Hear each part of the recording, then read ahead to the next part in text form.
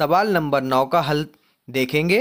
तो पहले सवाल पढ़ लेते हैं। एक वृत्ताकार ब्रूच को चांदी के तार से बनाया जाना है जिसका व्यास 35 मिलीमीटर है। इसका व्यास कितना है? 35 मिलीमीटर। तार को वृत्त के 5 व्यासों को बनाने में भी प्रयुक्त किया गया है और जो उसे 10 बराबर खंडों में विभाजित करता है जैसा कि आकृति 12.12 में दर्शाया गया है। तो ज्ञात कीजिए नंबर 1 कुल वांछित चांदी के तार की लंबाई, नंबर 2 ब्रूच के प्रत्येक त्रिज्य खंड का क्षेत्रफल।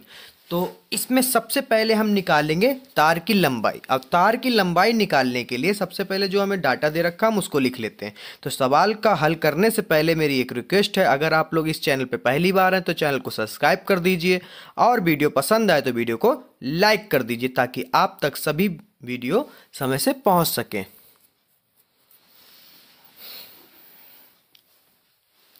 तो जो सबसे पहले डाटा दिया है सबसे पहले हम उसको लिख लेते हैं। यहाँ पे दिया है आपको वृत्त का व्यास। तो व्यास यानी डी बराबर आपको दे रखा है 35 मिलीमीटर। तो इसकी वृत्त का त्रिज्या जो होगा वो डी का आधा हो जाएगा यानी 35 का आधा मिलीमीटर। ठीक है,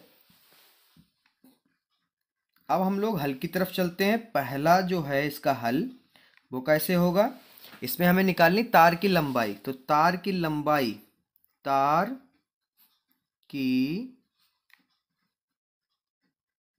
लंबाई निकालने के लिए सबसे पहले तो हमें यहाँ पर वृत्त की परिधि पता करनी पड़ेगी। ठीक है, अब परिधि में वृत्त की परिधि जब हमें पता चल जाएगी तो उसमें वृत्त जो तार लिए गए हैं कितने हैं? 5। कितने हैं? 5। जो तार लिए गए हैं उसके 5 व्यास है, पांचों व्यास को हम लोग जोड़ देंगे किसमें? वृत्त की परिधि में। अब वृत्त की परिधि में जैसे ही पांचों व्यास को जोड़ेंगे तो हमारा तार की लंबाई पता चल जाएगी। तो चलिए इसको लिखते कैसे हैं वो भी देख लीजिए। तो यहाँ पे लिखते हैं इसको निकालने के लिए वृत्त की परिधि प्लस 5 गुणा व्यास।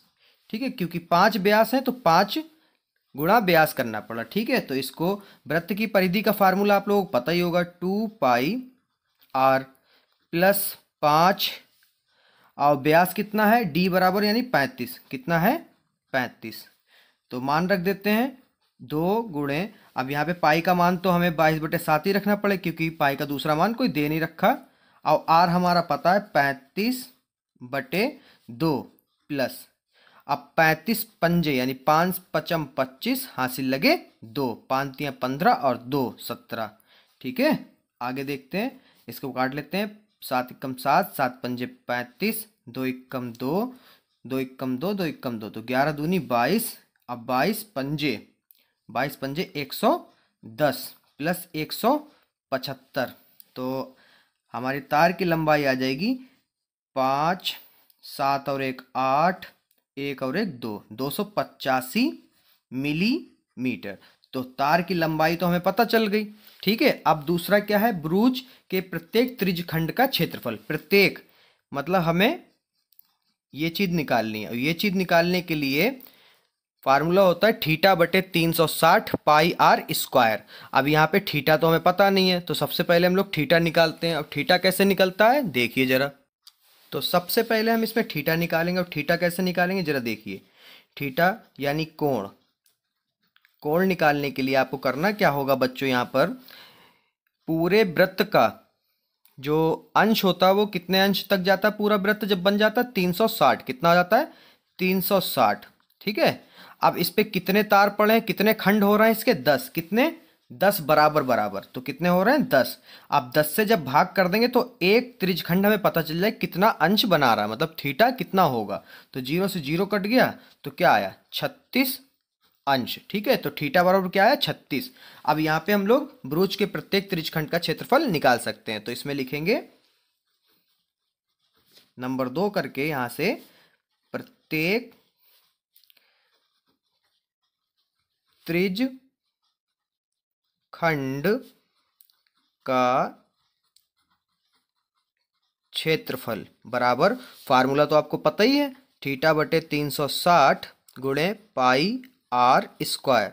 अब थीटा हमने निकाल लिया, कितना है 36 बटे 360 गुणे पाई का मान 22/7 गुणे आर, आर तो हमने निकाला था 35/2, वही यहाँ रख दीजिए 35/2 गुणे 35/2। ठीक है, 7 एकम 7, 7 पंजे 35।